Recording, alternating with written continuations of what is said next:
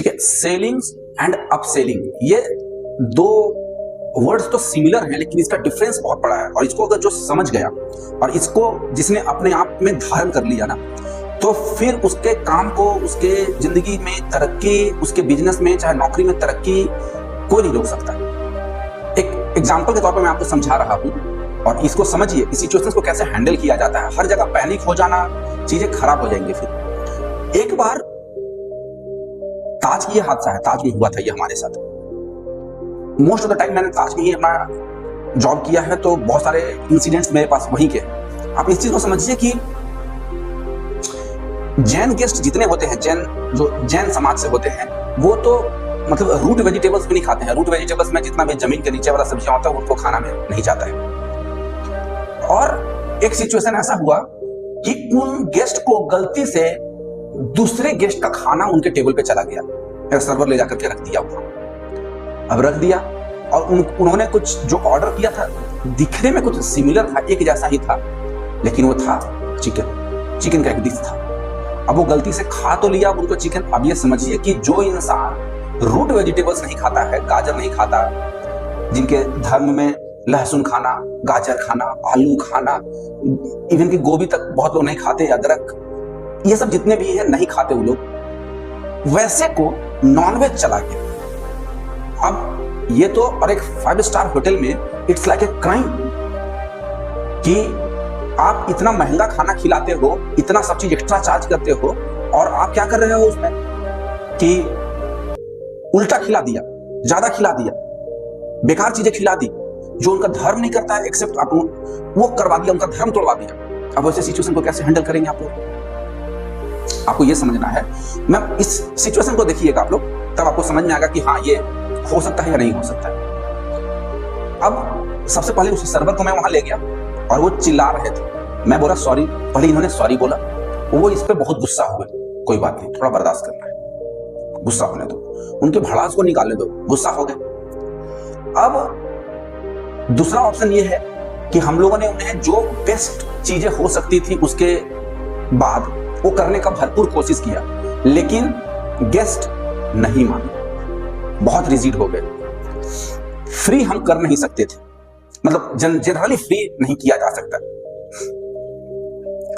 तब आप ये समझिए कि ऐसे सिचुएशन को कैसे हम लोग टैकल करते। गलती तो हो गई, अब इसका पेनाल्टी कौन भरेगा?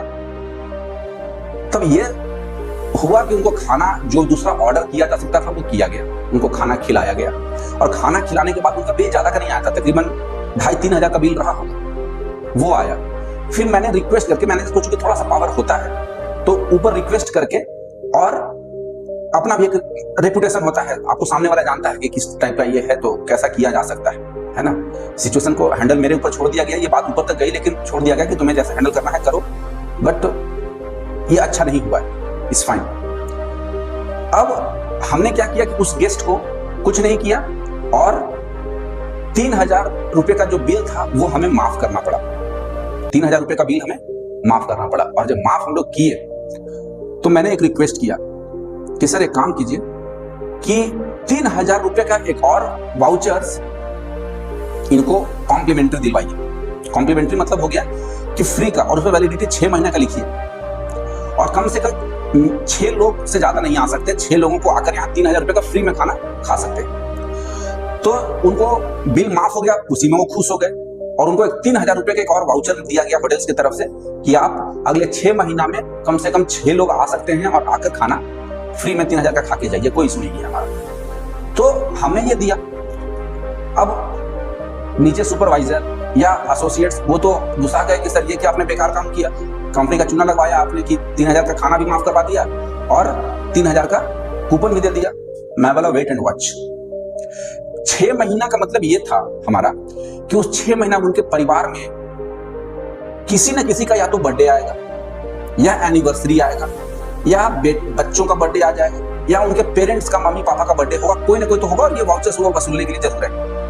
और आप मानिए वो इंसान 4-4.5 महीना बाद वापस आया, होटल्स में खाने के लिए अपना टेबल बुक किया, और उसमें उसका कुछ, चूंकि वो एक सेरेमनी जैसा था कि उनके बर्थडे ही थे, तो उसमें उसे कुछ नॉन जैन भी गेस्ट आए थे, जो जैन समाज से नहीं थे, उनको भी, अपने दोस्तों को भी लेकर आए। उन्होंने खाया और तकरीबन मैं बता रहा हूं कि हमने 6 लोगों के लिए वो वाउचर्स किए थे, वो कम से कम 12 से 15 लोग आए और 12 से 15 में 3,000 तो उनका रिडीम करवाया और टोटल बिल बनाया गया 22 से 25,000 का उनका बिल बना, क्योंकि उन्होंने अल्कोहल्स भी कंज्यूम किए थे। तो पिछला जितना था वो सब रिकवर हो गया सिर्फ ये एक प्लान की वजह से। तो सेल्स का टेक्निक कैन बी एनीथिंग। आप अगर जैसे चाहें वैसे बेचना है, आप बेच सकते हैं, लेकिन आपको वो भरोसा दिलाना होगा। तो समझिए, ये फायदे का सौदा था या नुकसान का, आप खुद बताइए।